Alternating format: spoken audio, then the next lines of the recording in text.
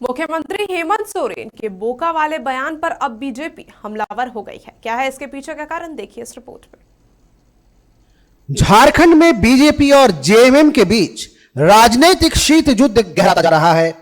विपक्ष का आरोप और पक्ष का प्रत्यारोप के क्रॉस फायर के बीच फंसकर जनता हतप्रभ है और जनमुद्दों की बात गायब है।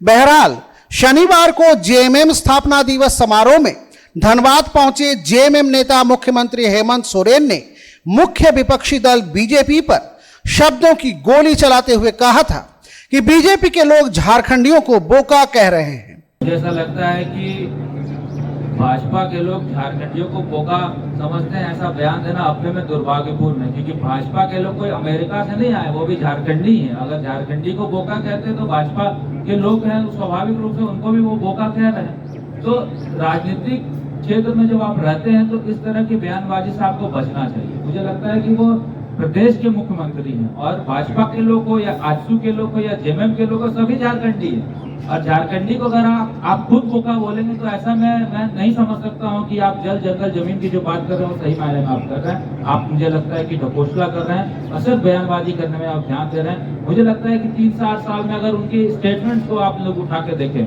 कभी वो बोलते हैं कि आप ताड़ की घास पे चढ़ो उतरो, आप दरोगा बन जाओ। कभी आप बोलते हैं बकरी पालो, सुअर पालो, कबूतर पालो।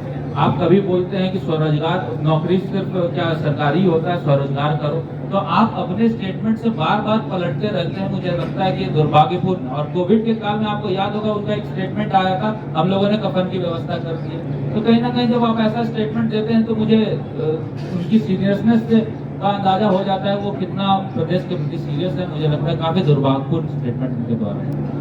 इस पर आज धनबाद में प्रेस वार्ता करते हुए बीजेपी विधायक अमित मंडल ने जेएमएम को निशाने पर लेते हुए कहा कि यह दुर्भाग्यपूर्ण बयान है, क्योंकि मुख्यमंत्री हेमंत सोरेन को यह समझना चाहिए कि बीजेपी खुद झारखंड से है और बीजेपी के नेता भी झारखंडी हैं। तो झारखंडियों को बोका कहकर वो झारखंडियों का अपमान नहीं कर रहे हैं। Koylanchal live desk.